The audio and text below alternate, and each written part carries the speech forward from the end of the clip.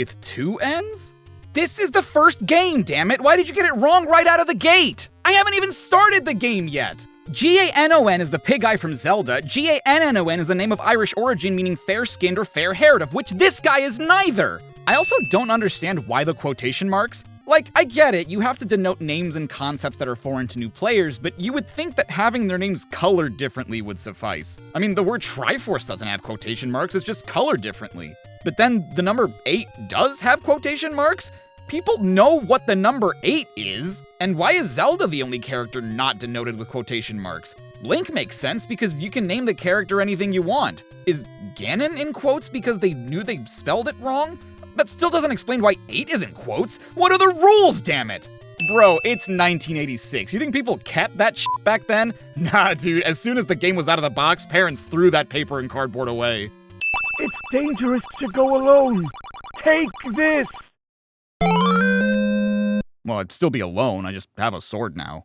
So, because I've played this game at least once in my life, I have an okay idea of where to bomb walls in the overworld. In fact, because I've played this game before, I know that you can even do that. But if I'm some poor video game novice from, Jesus Christ, 40 years ago, how would I know that you can bomb the walls at all? And if your answer to that is, well, because the manual tells you so, let's explore that, shall we? Typically, I don't read the manual until after I've beaten the game because you don't really need them to experiment and figure things out yourself. Usually, I just like to look at them for additional story material or if there are in-game discrepancies with the manual. While I tend to not consider them essential for playing the game, they're still packaged with the game, and so can be seen as supplemental material for it, especially when considering gameplay mechanics that aren't explained well, or at all, in these early home console titles. So what does the English version of the manual tell us? From page 31, and I quote, "Caves are not only in the places you can see."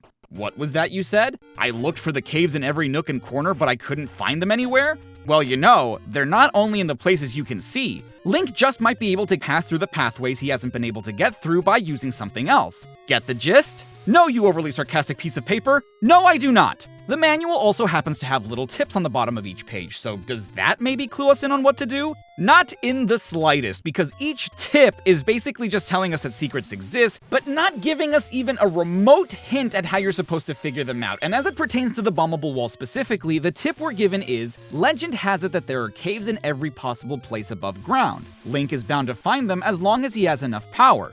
Get the idea? Well, the manual says that there's an item called the power bracelet. Is that what I have to use?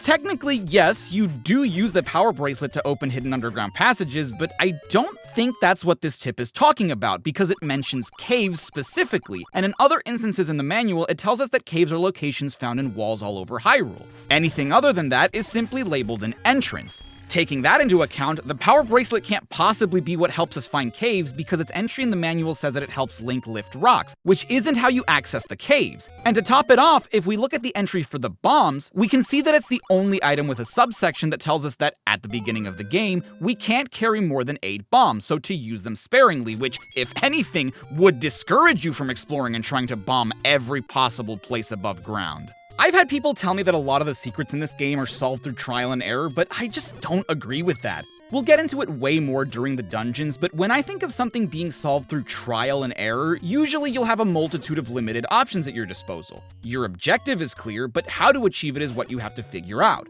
And you could even make the argument that the same is true here. The objective is to find the caves. It's not like you have many items to work with, so it must be something you're carrying. But where that falls apart for me is that even once you figure out that you have to use the bombs, Hyrule is massive, with many wall tiles across the overworld, and I can only carry 8 bombs at the start of the game. And it's not like you get bombs super easily either. They're only dropped by specific enemies, depending on which number of enemy they are that you defeat, or you have to go to a shop and buy them, and I'm going to die someday, so I really would rather not waste my precious time on this mortal plane testing out every single bombable wall just on the off chance that I happen to find a cave and replenish my stock after I use them all and find nothing. And unless you had the money or the parents that would let you call a tip hotline or purchase a strategy guide, especially in areas of the world where those things are either uncommon or straight up non-existent in a time before the internet was widely available as a commodity, that is what you would have to do. And it doesn't help that there are certain caves that you're penalized for finding.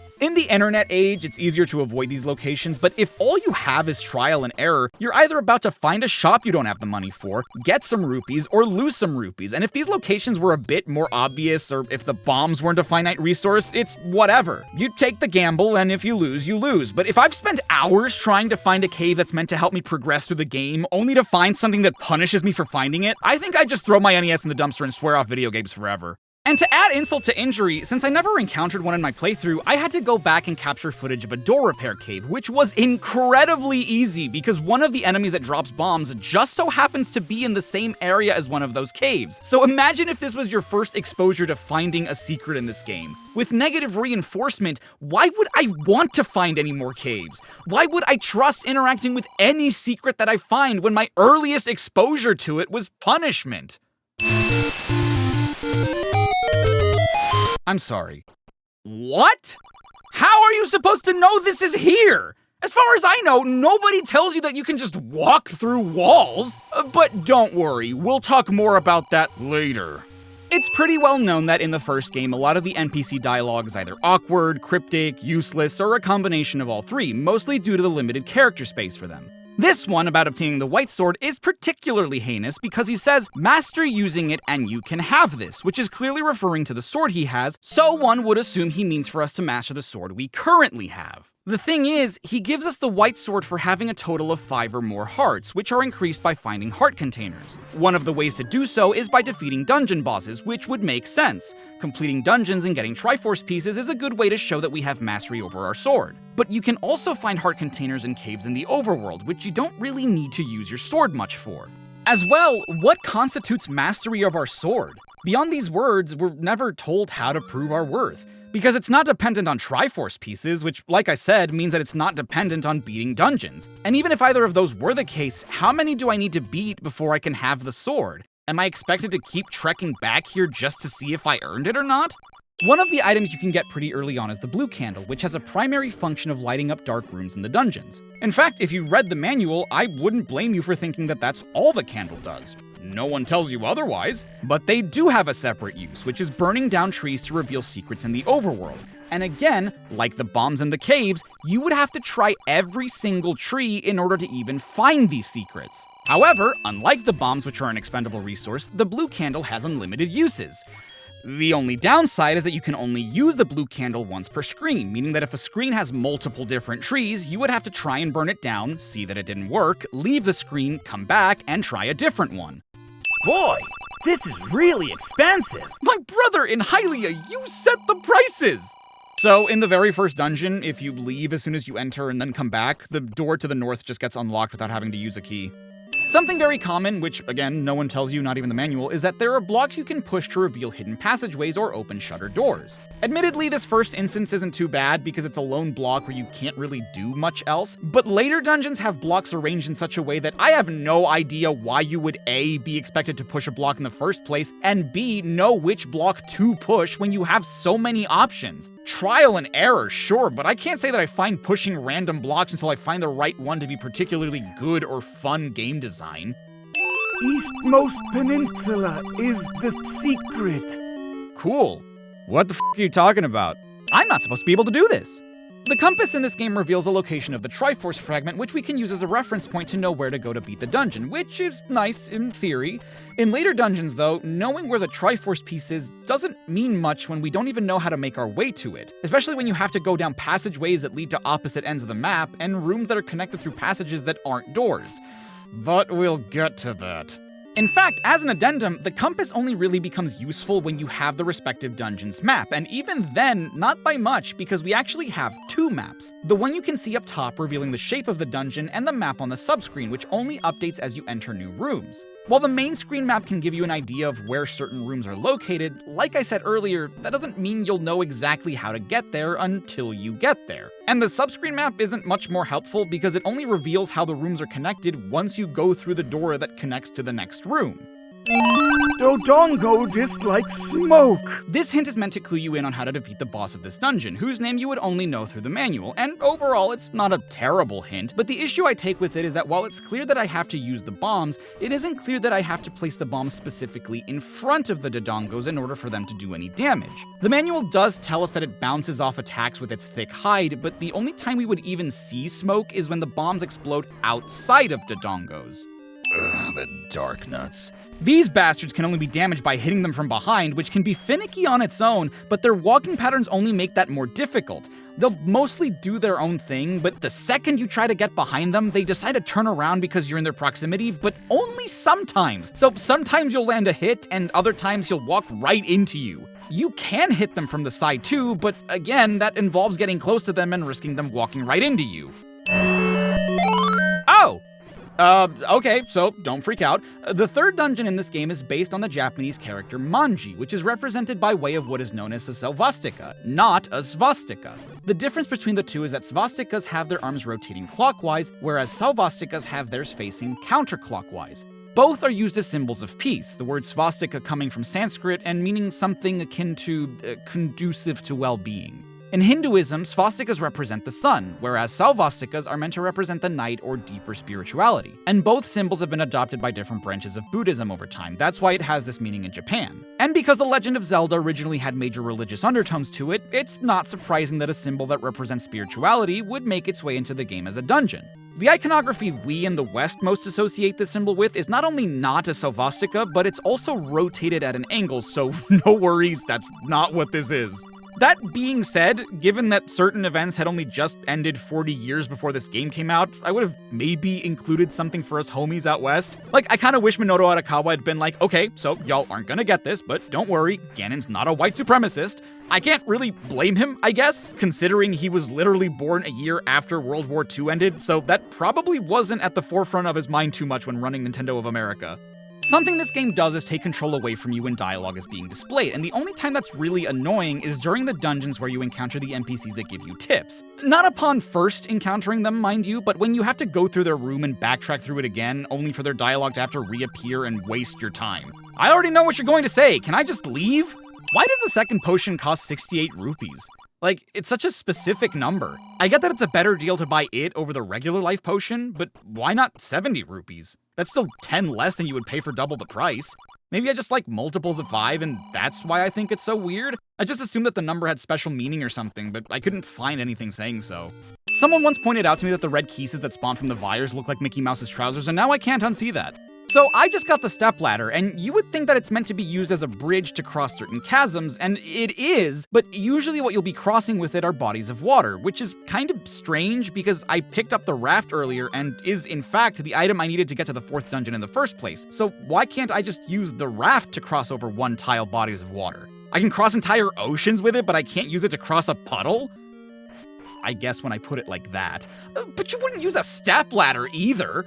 Okay, here we go. From this point on, there are certain rooms and dungeons that are only accessible via blowing up the wall with a bomb. Not through a locked door that requires a key, or a shutter door that requires defeating all the enemies in a room, or even pushing a block to reveal the way. You need a bomb to destroy the wall and grant you access to the rest of the dungeon.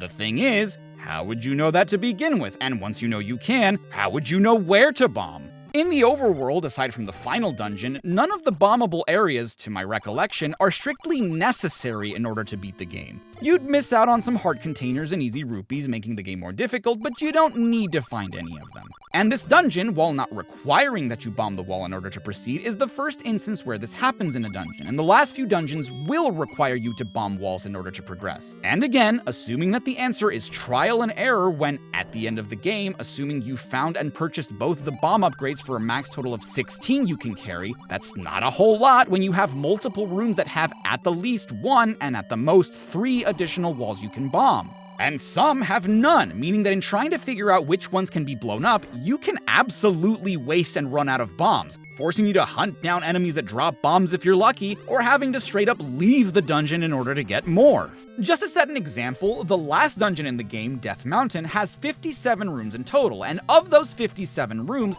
133 of the walls contained therein could be bombed, not counting doors, stairs, or rooms where you likely wouldn't bomb anywhere, such as Ganon's room and Zelda's room. Now, obviously, of those 133 walls, not all of them can be bombed, only 38 of them can be, and obviously the room you're bombing into gets affected as well, meaning you'd only need 19 bombs to tear down every possible wall in the dungeon. Of course, certain rooms have multiple bombable walls that lead to rooms you might have already been to before and can access elsewhere, so at minimum, in order to fully complete the dungeon, and assuming you have the master key which opens all locked doors and ignore the red ring which quarters the amount of damage you take, you only need 4 bombs, half of the amount you can carry at the beginning of the game, meaning that technically speaking you don't even need the bomb upgrades. On which walls though? Well, that's the question, isn't it? There's no way you would know until you tried it. Sure, you only need 4 bombs, but that's assuming you know what you're doing. When you don't and are experiencing the game for the first time, there's absolutely no indicator of which walls can be bombed, and taking that risk, while absolutely necessary, may not be worth it. When you can only bomb 19 out of 133 walls, that's a 14.28% chance of even getting to where you need to go. And I realize that this example is more of an issue with Death Mountain specifically, but I feel like it's emblematic of what my problem with bombing walls in this game is. Trial and error, sure, but if I were to test every single wall in Death Mountain, even with the bomb upgrades, that means that I would have to replenish my bombs. 133 walls minus the 19 walls that can no longer be bombed once you find a bombable wall is 114 divided by 16 max bombs you can carry 7.125, around 7 times. But remember, you only get 4 bombs per drop or purchase, meaning that I'd need to find 28.5 or 29 bombs just to be able to try every wall in the dungeon. And if you know this game, you'll know that finding even just 1 bomb drop can be a blessing, never mind 29.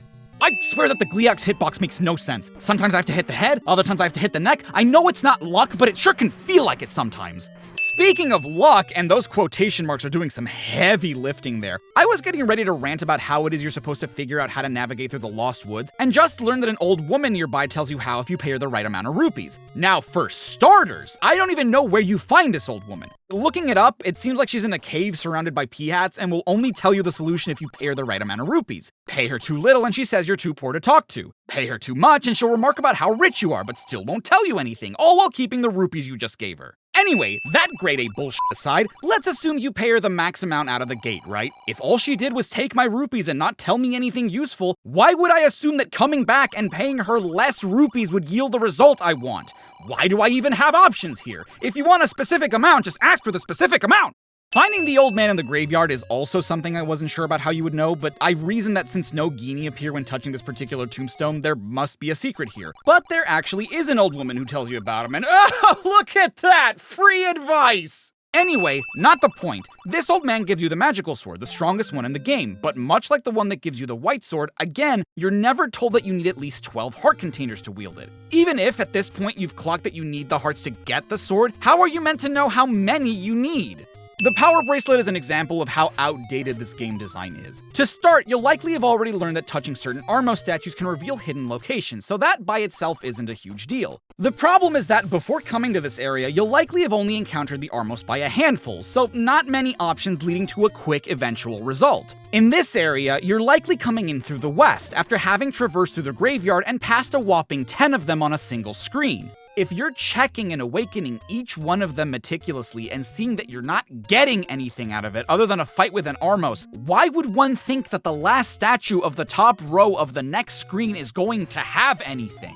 I feel like you wouldn't even risk it at that point. And granted, the power bracelet is an entirely optional item, but how you get it and how you use it both represent this exhaustive design choice of try everything because you'll never know where a secret is. Big Dogger hates certain kind of sound. Atrocious grammar aside, rooms like this are exactly why you never throw away the manual. If you came in here without it, not only would you not know what a dig dogger is, but you'd likely have forgotten that this game has a recorder item in it, which you likely don't have when you find this room for the first time, so this just sounds like nonsense. These big-eared whiskered freaks are the Pulse Voices, enemies that you might notice take a while to be defeated by the sword. Surely, there must be a better way. Checking the manual tells us that they do in fact have a weakness. They hate loud noise. But wait, the old man said that Dig Dogger hates certain kind of sound. Is the manual wrong? Is this Dig Dogger and this is Pole's voice?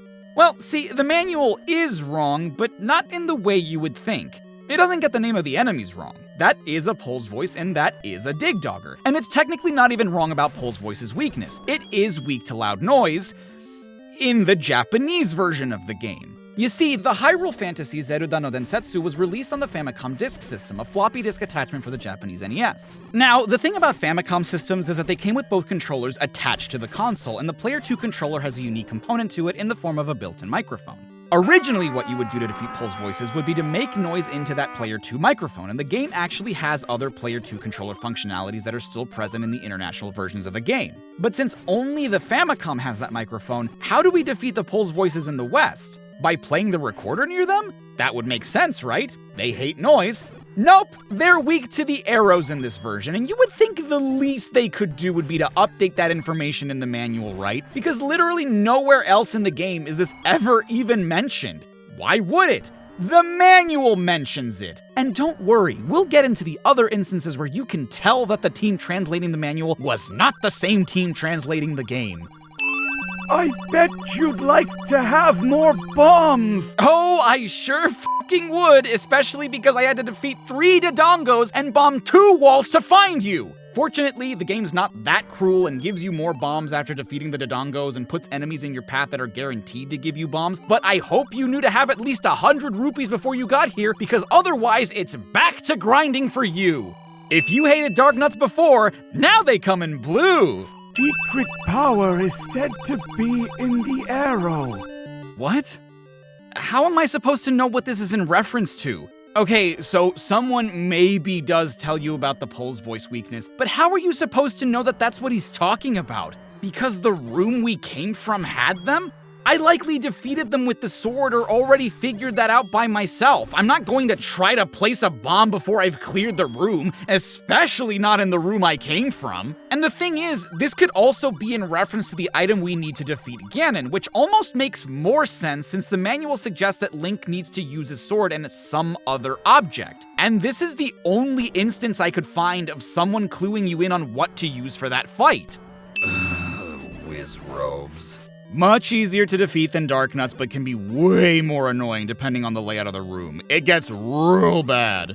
I haven't really talked about it because it doesn't happen in this playthrough, but those funnel cake looking things, the likes, have this annoying as shit ability to eat your magical shield, meaning you no longer can block most of the things thrown at you, and the only way to get it back is to buy another one in the overworld. It's not the worst thing that could happen to you, but it's still pretty goddamn frustrating to have to save up for and go buy another one because they're actually pretty useful.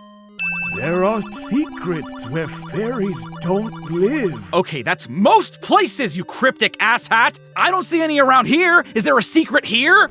At this point in the game, when your inventory is full and you've collected all the base forms of the things you can get, is when it really sinks in how annoying it is that you can't navigate up and down in the subscreen. If I want to use the item underneath where my cursor is, I need to manually scroll left or right until it's selected. Oh, yeah, I haven't even talked about how stupid this shit is too, by the way. The overworld map is completely blank, and I'm just a flashing speck on it. And yeah, it's nice to know where the limits of the world are, but this far into the game, I kinda wish I could see what I haven't explored yet, which, as it stands, I would have no way of knowing. The shortcut you can unlock with the power bracelet is fantastic, and I really understand that beggars can't be choosers, but I really wish I could see which path takes you where instead of having me memorize the order, which changes depending on the area you enter from. So, in case you're unfamiliar, this is what that old man was talking about earlier, the whole secrets where fairies don't live thing. It looks like a fairy fountain, but there's no fairy here, so there must be a secret. Sure, okay, I guess. But what do I do? Do I bomb the walls? Do I burn down the trees? Is it something to do with the moblin up there? No, you have to play the recorder here. The problem with this is that if you were to play the recorder anywhere else on the overworld, it would summon a whirlwind that would take you to the previous dungeon you cleared if you're facing left or down, or loops around the dungeons you've cleared in sequential order if you're facing right or up. And aside from one of those footnote tips in the manual, no one clues you in on the fact that this is what you have to do. And wait, the whistle? Why is it called the whistle in the manual, but the recorder in-game? There's an item in this game called food that no one really explains in the game. I wouldn't blame you for thinking that it's similar to the life potion in that if you use it, you get hearts back. But if you were to check the manual to see what it does, It's called the enemy bait in the manual? Why didn't they just call it that in the game? You wouldn't need to have anyone explain it if you just called it that! Anyway, if we check the item's description, it says Link can use this bait to lure the enemy and bump them off as they come to eat it. But watch out, this doesn't work for some of the enemy. This doesn't work for some of the enemy? Not my point. Point being, the item can be useful in luring certain enemies away from you if you so choose, but it does have a mandatory purpose in-game that no one explains. You need to use it to get past certain Gorias in the dungeons, and the only clue you have is text above them that reads grumble grumble, which I'm guessing is to indicate that their stomach is rumbling because of hunger. And fair enough, but the word grumble is more commonly associated with the act of muttering something under your breath, which is how I originally interpreted this, so my first instinct wasn't to give him something to eat. This room. So I haven't talked about either of these enemies yet, mostly because on their own they're not that bad, but this room has a combination of bubbles and wall masters. The wall masters are terrible grabby hands that send you all the way back to the beginning of a dungeon if they catch you, but are pretty easy to avoid and defeat. The bubbles, on the other hand, can't be defeated, and while they don't deal any damage to you, the big threat they pose is that when they hit you, you're unable to use your sword for a bit, on top of dealing some knockback, leaving you vulnerable to other enemies. Considering the layout of this room, it's really easy for a bubble to knock you into a wall master that you can't attack, placing you way back at the beginning. Mind you, you don't have to redo everything you've unlocked in the dungeon, but it's still annoying to have to make it all the way back to this room. You can still hit the wall masters with your wand since it's a secondary item, but no one really tells you that. Level 8 is found by burning down this one single tree in this forest, and the only hint you get for this is an old man saying, "The secret is in the tree at the dead end," which if you've played this game, you know means it could be many trees. Also, if you're coming in from the east, I'd hardly call this tree a dead end, considering it's just tucked in one tile from the right. The item I just picked up is the Book of Magic, which allows our wand to have fire properties, meaning that if we use its power in a dark room, on top of dealing damage to any enemy we hit, it will also light up the room. Mind you, you can technically do the dungeons in any order you want, provided you have the necessary items to complete it, but if you're going in the intended order like I am, you'll have just gotten the red candle in level 7, which is an upgrade to the blue candle, allowing you to use it as many times as you want per screen. Both the Red Candle and the Book of Magic are, by all accounts, optional items, but the Book of Magic is just an overall more useful upgrade, which by itself is fine. It's the fact that we just got the Red Candle only for it to be immediately replaced functionally in the very next dungeon that I think is silly. I mean, you can get the Blue Candle before you even enter a dungeon, and it doesn't get upgraded until near the end of the game, right before you get an item that makes the upgrade redundant? I hate this damn room, from the number of blue Darknuts to the fact that you have projectiles flying at you from every angle. Dying in any dungeon resets the regular enemies, so you would have to clear this room again, but with only the 3 hearts you respawn with, really putting the pressure on. I never really thought about it, but I think it's really clever to have the rupees act as your arrow count in the game, if only because it was probably easier to do so than to make the item have its own counter back then. But that just makes me wonder, in-universe, why are you spending money to shoot arrows? Are your rupees part of the arrows? Are you same-day delivering arrows into your inventory? Spectacle Rock is an entrance to death. Okay, I'm sorry. What the f does that mean, man? I don't know what the hell Spectacle Rock is. And no one, not even the manual, has an answer to that. Thanks for telling me where an entrance is when I have no idea what the location you're talking about is or looks like. 10th enemy has the bomb. What? The bomb? What are you talking about? So, what would you immediately assume he means when you read this? That every 10 enemies you defeat will grant you a bomb, right? You're given no more information than that. Well, apparently what he means, something that took people almost 30 years to figure out, is that if you defeat 9 enemies without taking a hit and defeat a 10th one with a bomb, that 10th enemy will drop more bombs for you. But only if they're an enemy that drops items to begin with. And that's part of a larger programming system where if any given enemy type is a certain number of defeated enemy without taking a hit, they'll always drop a specific item. The Blue Octoroks, for example, are meant to drop bombs if they're the first, 6th, or 8th consecutive enemy you defeat without taking a hit, and if you defeat 16 enemies in a row without taking damage, you're guaranteed to get a fairy. And let me be perfectly honest, it's a lot more complex than how I'm describing it, containing certain exceptions due to programming indices, drop RNG and whatnot. It's a pretty cool system, and would be very useful to strategize around, if only it were explained better than this! Oh, this is Spectacle Rock? Yeah, I guess those look like glasses, sure.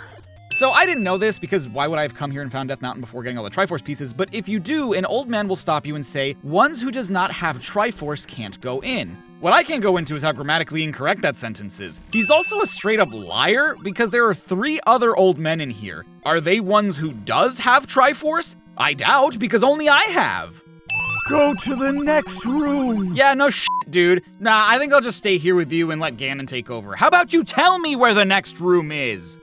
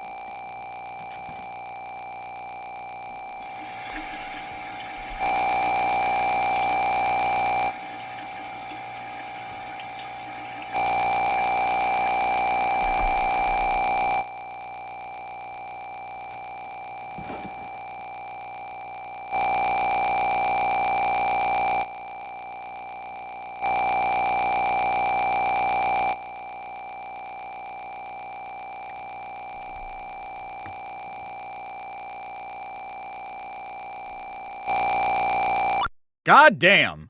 This might be the worst room in the entirety of the first quest. You have blocks that mostly constrain you to the edges of the room with blue wizrobes that can teleport across the room to avoid you, with the orange ones teleporting to wherever you manage to get to and shoot their magic at you unless you get rid of them quickly. And on top of that, you have bubbles making their way around the room, making it even more difficult to attack the blue wizrobes. Your best bet is to eliminate them one by one, leaving and re-entering the room each time you take an orange wizrobe down. Do you remember earlier when that one old man talked about secret power being in the arrow and how that could have been in reference to the item we need to defeat Ganon? Well, this is that other item, the silver arrows. And the thing is, as stated earlier, Death Mountain has so many rooms, bombable walls, and underground paths that it's incredibly easy to overlook the route that leads you to them, especially when you consider that this is an indispensable item, whereas the other one you find here, the red ring, is entirely optional. I don't know why you would skip on getting it, but you can, whereas you can't beat this game without the silver arrows, and considering that they're an upgrade to an item you already have, I wouldn't blame anyone for thinking that there was nothing else to find. Again, the manual would be your only indication of this if you looked at it and realized it was the only thing you hadn't found yet. The fight against Ganon is just blatant horseshit. Like, okay, he does have a set pattern, but he's literally invisible while you're meant to dodge beams coming at you from all sides while you figure out where he is, meaning your best course of action is to swing your sword like a dumbass until you just happen to hit the guy. Congratulations, Link, you're the hero of Hyrule. Here's your prize, a seizure. Oh, thank God. You know, when you have a map and a guide and you know what you're doing, The Legend of Zelda for the Nintendo Entertainment System isn't that bad. What the hell is this? Yeah, so when you beat the game once, you unlock what's known as Second Quest, an additional version of the game with all new dungeons, certain new enemy types, and most of the things you collect are now in different locations alongside the dungeons.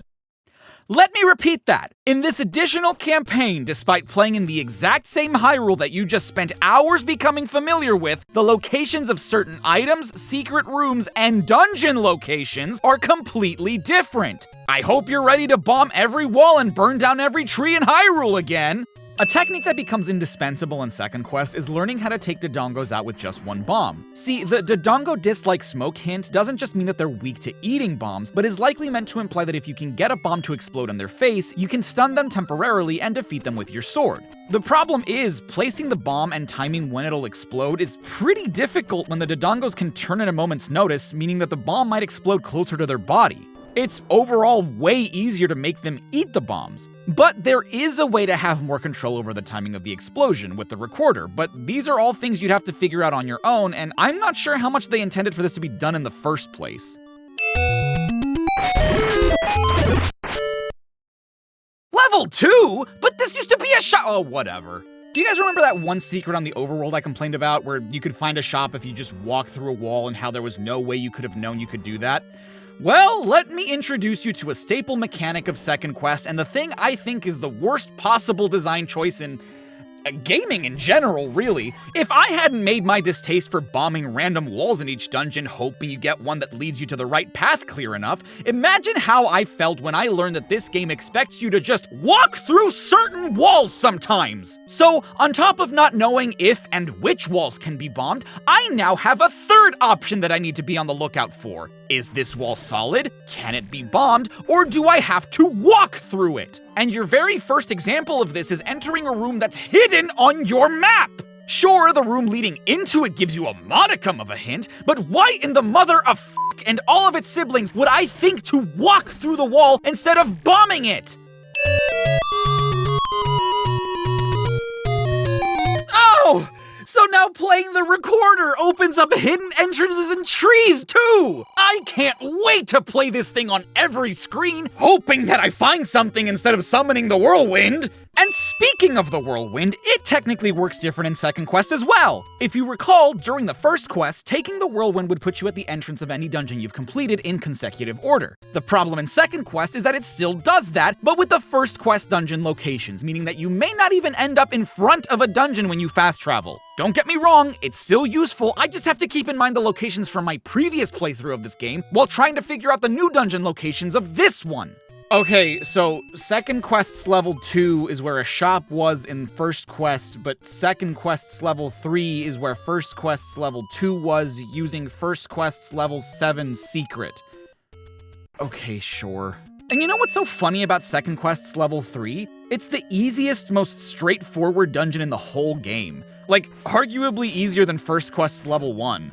No secret paths, no bombable walls, no enemies with secret weaknesses you wouldn't know about. The enemies are just a bit more plentiful. You fight a harder version of the ropes, which isn't saying much. You have to take on 3 Dodongos in a room with wall masters, and even they're not much of an issue considering that they only set you back a couple of rooms due to how close this one is to the beginning of the dungeon. It's just so odd when the rest of them in second quest are so much more complicated than this one. Second quest creates 2 new enemies based on the bubble, the one that momentarily disables the use of your sword, the red and blue bubbles. The blue ones don't seem to be much different from the regular bubbles, but the red ones you have to look out for because instead of disabling the use of your sword momentarily, they'll disable it permanently until you either touch a blue bubble, use a life potion, or visit a fairy fountain in the overworld. Oh, great! The Book of Magic! I don't even have the wand yet! I bet you'd like to have more bombs! Sure, but I don't think I'm gonna need them considering I walk through all the walls in this goddamn dungeon. Okay, this is a more personal one, but I hate this room. It's bad enough that I have to deal with all these blue dark nuts, but to then have the only way I can safely lure them be 2 statues that shoot beams at me is just cruel. So get this shit. Exclusive to certain second quest dungeons are some old men who halt your progress until you sacrifice either 50 rupees or one of your heart containers. If you happen to not have 50 rupees on you when you encounter one of these guys, well, you're fucked. That heart container is lost for the rest of the game, meaning you have less of a margin of error to work with when it comes to fighting enemies and bosses. Guess you better grind for 50 rupees before you enter any new dungeon from now on because you can't possibly know if this guy's gonna show up again and you kinda can't afford to take that chance.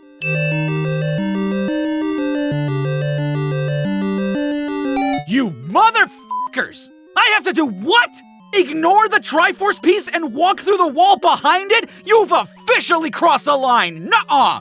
And it's not like the reason for it is optional. You need to do it in order to get the raft, which you need in order to access the very next dungeon, level 5. If you were to grab the Triforce piece after beating the boss, the way one would in literally every other dungeon in this game, you would be sent back to the overworld and have to complete level 4 again just to get it.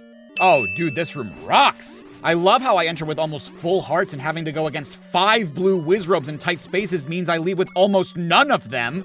Oh, this room is fucking terrible too. Like, yeah, part of the reason is because I'm on my last peg of health, but come on! A bunch of wizrobes surrounded by blocks I have to navigate around and the spike traps that don't let me just chill on the outer edges of the room? I don't even have time to breathe! Let me get this straight. In the area where I know I can just push the tombstones out of the way because it's both how I got the magical sword in the first quest and one of the heart containers in the second quest, I'm meant to use the recorder to reveal the way to the next dungeon?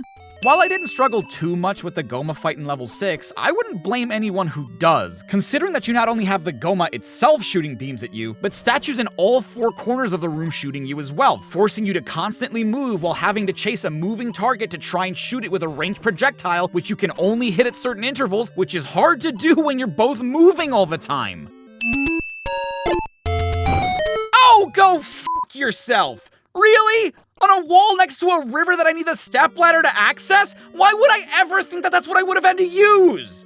This is supposed to be a red bubble, but for some reason it just took forever to actually spawn. You may have noticed that I did level 8 before I did level 7 in second quest, and to be perfectly honest, it's because the guide I was following suggested to do this, but I also agree with it because level 7 is so much more of a chore to get through due to the concentration of dark nuts in this dungeon. Not to mention, you get quite a number of good items in level 8, such as the Master Key, the final bomb upgrade, and considering that the boss of level 7 is the 4-headed Gleeok, I could really use an extra heart container, especially when I could lose one again, and when the only item I get in this dungeon is the red candle, which, okay. You may have also noticed that the first 5 dungeons of second quest were in the shape of letters, which when rearranged spell out Zelda, leaving dungeons 6, 7, and 8 to just be some generic random shapes. And the reason for that is because the way these dungeons were designed was in a sort of cookie-cutter jigsaw puzzle kind of way, where they plan out the pixel data on a grid ahead of time, starting with a rectangle and carving shapes out of that rectangle. When they realized that the first set of dungeons only occupied half of the available memory in the game, they decided to use the latter half for an entirely separate campaign, meaning that I'm only playing through this game again because the director somehow didn't realize his mistake until the first playthrough was already completed.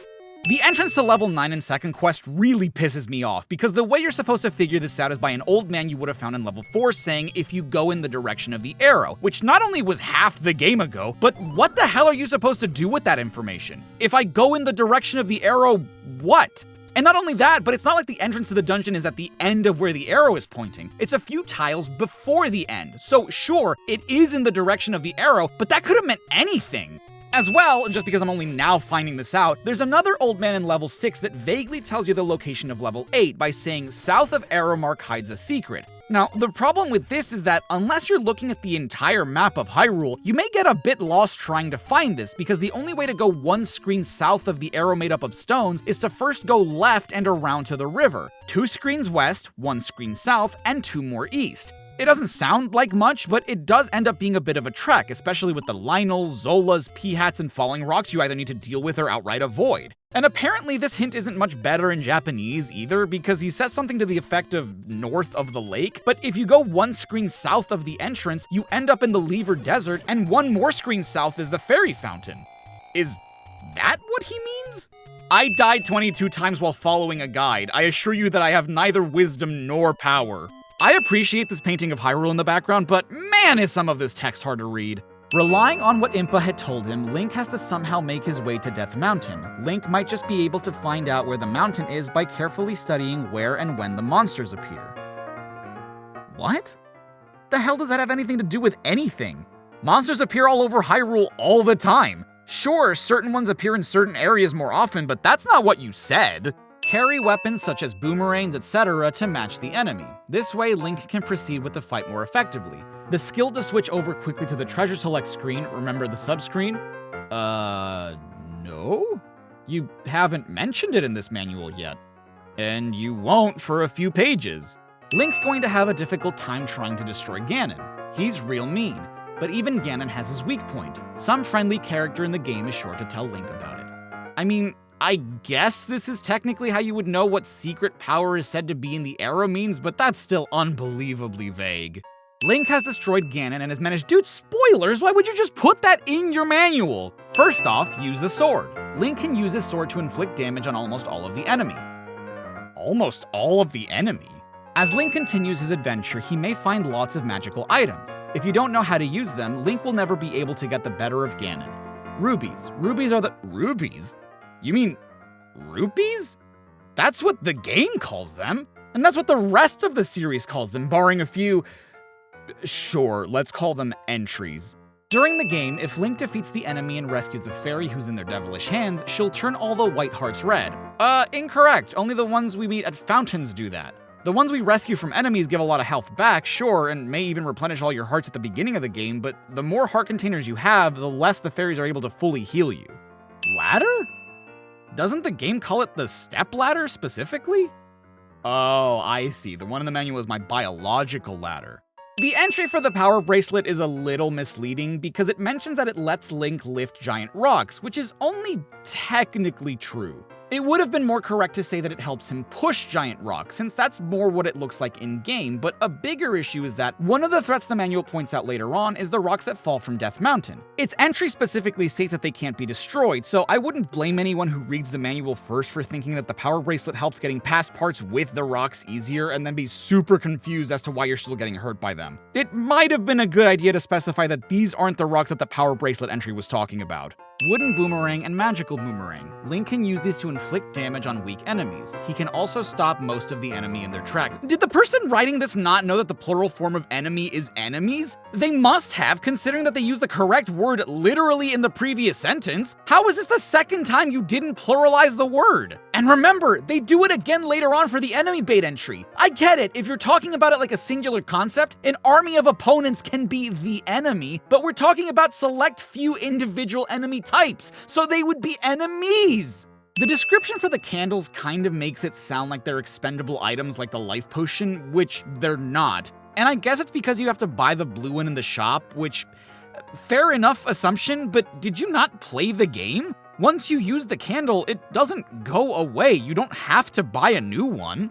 I've already mentioned some of the items that have their names mismatched in the game and manual, such as the recorder being the whistle and the food being the enemy bait, but we also have the potions being called Water of Life in the manual, and what I think is so strange is that none of these names, at least I assume, would break the character limit in the game, so it's pretty obvious that whoever translated the in-game text was not the same person translating the manual, which by itself is fine, but you guys need to be on the same page about things, man. The list of treasures is the first thing that comes up after the title screen in the opening blurb, and you can't agree on what some of these things are called? No phone call to be like, "Hey Pete, it's Dave. Listen, on Zelda, what did you translate Inochi no Mizu as?" Oh, hey Dave, how's Melissa?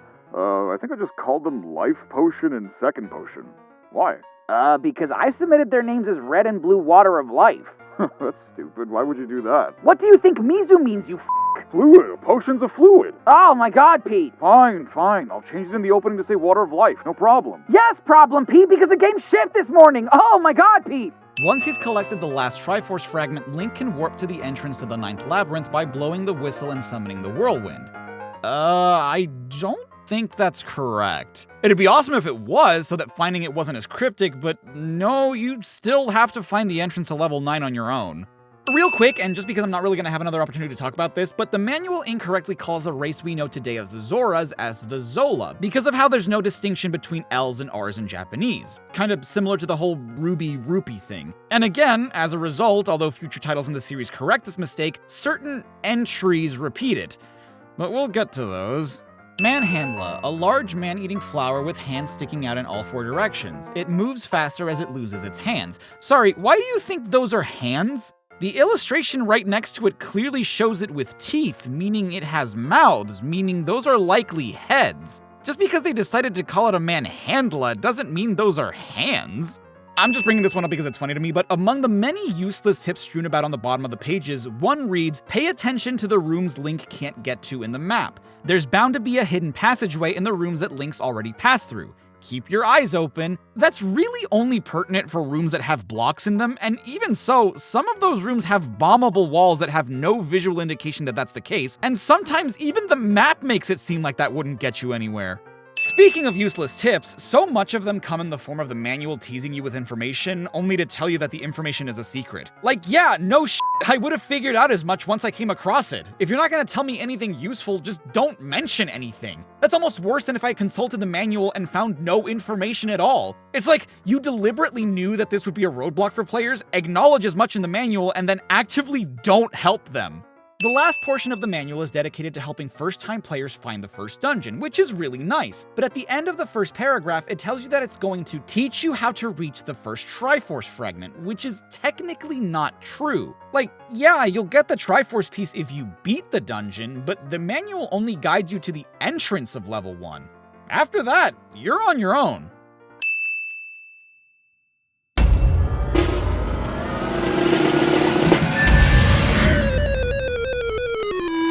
Hey everyone, Charai5 here. Thank you so much for watching my CINEMASINS pastiche of everything wrong with The Legend of Zelda.